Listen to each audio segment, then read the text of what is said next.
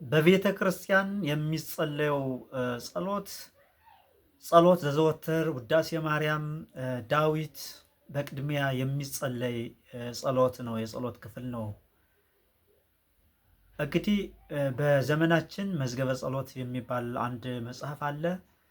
ውስጡን ስናየው ዳዊት የለውም፣ መዝሙረ ዳዊት የለውም። መዝሙረ ዳዊት ከሌለው ደግሞ የጸሎት መጽሐፍ ሊሆን አይችልም። እያንዳንዱ ምዕመን ከመምህረ ንስሐው ጋር ተገናኝቶ እንዴት መጸለይ እንዳለበት ማወቅ ይጠበቅበታል። በስመ አብ ወወልድ ወመንፈስ ቅዱስ አሃዱ አምላክ አሜን። ውድ ክርስቲያኖች ምዕመናን እንደምን ቆያችሁ? እኔ እግዚአብሔር ይመስገን ሰላም ነኝ። መምህር ሰሎሞን ንጉሱ እባላለሁ። እንግዲህ በዛሬው ቪዲዮ በዚህ በፍትሐ ነገሥት መሰረት እንግዲህ ፍትሐ ነገሥት የቤተ ክርስቲያንን ስርዓት ስለ ቤተ ክርስቲያን ቀኖና የሚናገር መጽሐፍ ነው፣ የሚነግረን መጽሐፍ ነው እና በዚህ መሰረት የጸሎት አይነቶች የትኞቹ ናቸው? በቅድሚያ መጸለይ ያለብን የትኛውን ጸሎት ነው የሚሉትን ጥያቄዎች እመልሳለሁ። እስከ መጨረሻ ተከታተሉ። ይህ ቻናል አዲስ ነው እና ሰብስክራይብ አድርጉ። ቪዲዮ ለብዙ ሰዎች እንዲደርስ ላይክ፣ ሼር እንድታደርጉ አሳስባችኋለሁ። ሰላም እግዚአብሔር ከእናንተ ጋር ይሁን። ወደ መረጃው እንሄዳለን ማለት ነው። በቅድሚያ መጸለይ ያለብን የትኛውን ጸሎት ነው የሚለውን ሀሳብ ስናነሳ ቅድሚያ ጸሎት ማለት ምን ማለት ነው? ጸሎት ብሂል ተናዎ ተናግሮ ምስለ እግዚአብሔር ይላል። ይህ መጽሐፍ ነው የሚለው ፍትሐ ነገሥት። ጸሎት ማለት ከእግዚአብሔር ጋር መነጋገር፣ ወደ እግዚአብሔር መጮህ ማለት ነው ይለናል። ከእግዚአብሔር ጋር የምንነጋገርበት ትልቁ መሳሪያ ነው ማለት ነው ጸሎት። ታዲያ እንዴት እንጸልይ? የትኞቹ የጸሎት አይነቶች መቅደም አለባቸው? የትኛውን የጸሎት አይነት እናስቀድም ከተባለ በመጀመሪያ ጸሎት መጀመር ያለበት መጸለይ ያለበት ጸሎት ዘዘወትር ነው ማለት ነው። በቅድሚያ አአትብ ገጽ ወኩለንታየ በአርአያ ትምህርተ መስቀል ብለን በስመ አብ ወወልድ ወመንፈስ ቅዱስ በስመ አብ ወወልድ ወመንፈስ ቅዱስ አሐዱ አምላክ ብለን ጀምረን ጸሎት ዘዘወትርን እንጸልያለን ማለት ነው። በቅድሚያ ጸሎት ዘዘወትርን እንጸልያለን። ከስሙ እንደምንረዳው ጸሎት ዘዘወትር ማለት የሁል ጊዜ ጸሎት፣ የማይቀር ጸሎት ማለት ነውና ጸሎት ዘዘወትርን አአትብ ገጽ ብለን እስከ አቡነ ዘበሰማያት ከደገምን በኋላ እንደ ቤተክርስቲያን ስርዓት ማለት ነው አስርቆት አለ።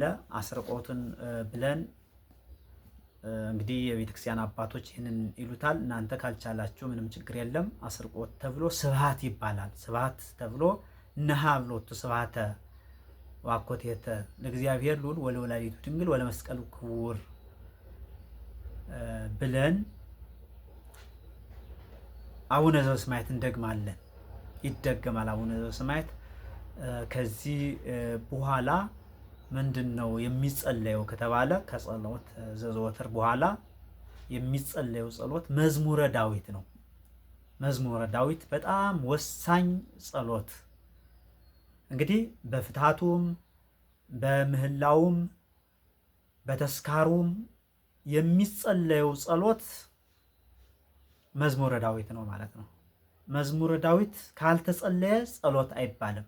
ብዙ ጊዜ ከልጆቼም ሳይ መዝገበ ጸሎት የተባለው ጸሎት መዝሙረ ዳዊት የለውም፣ በሚያሳዝን ሁኔታ ማለት ነው።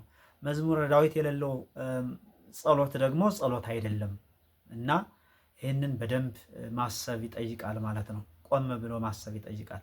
መዝሙረ ዳዊት የሌለው የጸሎት ክፍል የጸሎት መጽሐፍ ነው ሊባል አይችልም ነው ባጭሩ ማለት ነው። እንግዲህ ጸሎት ዘዘወትርን ከደገምን በኋላ ወዴት ነው የምንሄደው? ወደ ዳዊት የቻልነውን ያክል መጸለይ ይቻላል። አንድ ንጉሥ 10 መዝሙራት ናቸው። 10 መዝሙራት። አሁን ለምሳሌ የሰኞ የመዝሙረ ዳዊት ጸሎት 30 መዝሙራት ናቸው ማለት ነው። 3 ንጉሶች፣ አንድ ንጉስ 10 መዝሙራትን ነው የሚይዘው። 3 ጊዜ 10 30 መዝሙራት ሰኞ ይደገማሉ ማለት ነው። እኛ የቻልነውን ያክል መጸለይ እንችላለን። የቻልነውን ያክል እና መዝሙረ ዳዊት ከጸለይን በኋላ በአቡነ ዘበሰማያት ከዘጋን በኋላ ወዴት እንመለሳለን? ወደ ውዳሴ ማርያም ሰላም ለኪ ሰላም ለኪ ብለን ጸሎተ እግዝእትነ ማርያምን ደግመን ውዳሴ ማርያምም ደግሞ የቻልነውን ያክል መጸለይ። እንግዲህ ውዳሴ ማርያም ስለ ምስጢረ ስጋዌ ስለ ምስጢረ ስላሴ የያዘ ነው፣ የሚናገር ነው። አሁን ለምሳሌ ዛሎ ይሄሉ ቅድመ ዓለም የነበረ ዓለምን አሳልፎ የሚኖር እያለ ይናገራል ማለት ነው። ዓለምን ለማዳን ሰው የሆነ እያለ ይናገራል ማለት ነው።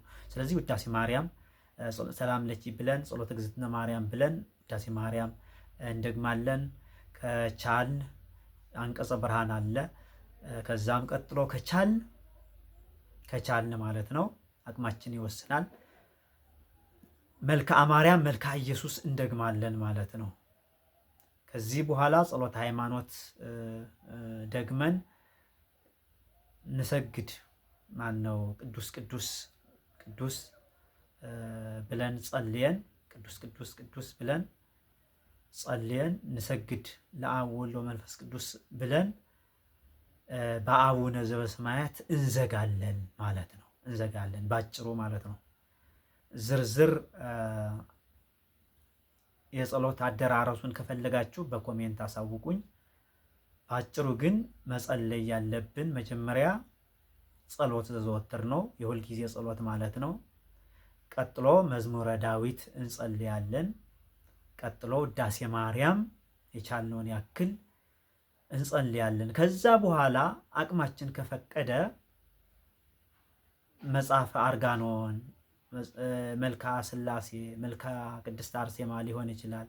ሌሎችም የጸሎት አይነቶችን ድርሳን ሊሆን ይችላል፣ መጸለይ እንችላለን። እንዲያውም ከዚህ በኋላ መጸለይ ያለብን ከነዚህ ከሶስቱ ጸሎት አይነቶች በኋላ መጸለይ ያለብን ወንጌላት እንደሆነ መጻሕፍት ይነግሩናል ማለት ነው። ወንጌላት በተለይ መናፍስት የሚያስቸግሯችሁ ከሆነ አጋንንት የሚያስቸግሯችሁ ከሆነ ዮሐንስ ወንጌልንና ራእየ ዮሐንስን ብትጸልዩ ይፈውሳችኋል ማለት ነው። እንዲያውም ምስጢር የሚገልጽ የተሰወሩ ምስጢራትን የሚገልጹ ናቸው ይለናልና ይህንን ይመስላል የጸሎት ቅደም ተከተሉ። ይህንን ቻናል ሰብስክራይብ እንድታደርጉ፣ ቪዲዮውን ለብዙ ሰዎች እንዲደርስ ላይክ፣ ሼር እንድታደርጉ አሳስባችኋለሁ። ሰላም እግዚአብሔር ከእናንተ ጋር ይሁን። ይቆየን።